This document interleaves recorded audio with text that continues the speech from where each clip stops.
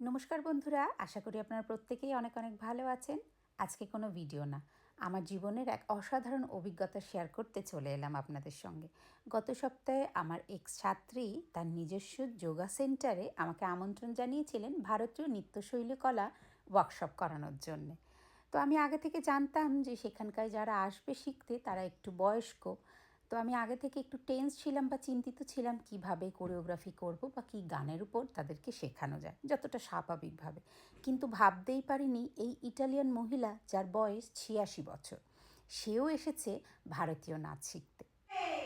1, 2, 3, 4, 5, 6, 7, 8. Poi come sono?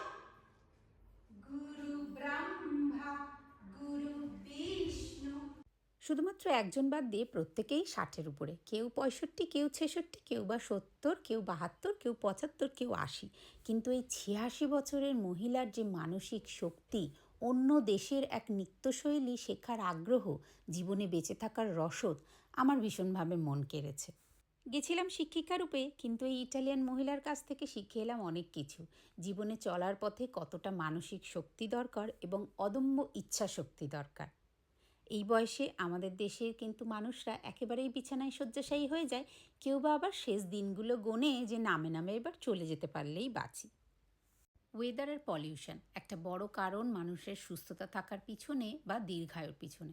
কিন্তু তারপরেও আমি দেখেছি এই সমস্ত বিদেশিনীরা কিন্তু যেভাবে নিজেদের খাওয়া দাওয়া কন্ট্রোলের মধ্যে রাখেন, আর তার সঙ্গে সঙ্গে ফিটনেস, কিভাবে তারা যোগা করবে, কিভাবে সাঁতার কাটবে, সাইকেলিং করবে, অন্যান্য এক্সারসাইজের মধ্যে সব সময় নিজেদেরকে ব্যস্ত রাখে। 1, 2, 3. 1, 2, 3. 1, 2, 3. Davanti. 1, 2, 3. 1, 2, 3. মোট ২ ঘন্টা ধরে ওয়ার্কশপটা চলেছিল, কিন্তু ঠিকঠাক বলতে গেলে প্রথম ৩০ মিনিট কেটে গেছে একটু এক্সারসাইজ বা মেডিটেশনের মধ্যে, আর শেষ ৩০ মিনিট কেটে গেছে প্রিপারেশন নেওয়ার যে এবার বেরিয়ে পড়তে হবে, আর লাস্টে আমার একটা পারফরমেন্সের জন্যে। ঠিকঠাক বলতে গেলে ১ ঘন্টার মধ্যেই গোটা ২ মিনিটের কোরিওগ্রাফিটা শেষ করে এবং তাদেরকে বারংবার প্র্যাকটিস করিয়ে করিয়ে মোটামুটি এখন একটু আয়ত্তে আসা গেছে। 8. 1, 2, 3. 1, 2, 3. 1, 2, 3, 4.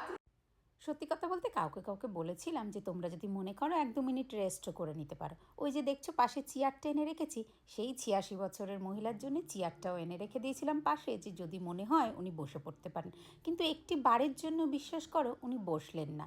এই যে শক্তি, মনের ইচ্ছা, এটা আমাকে অনেক কিছু শিখিয়ে গেল এই ওয়ার্কশপে।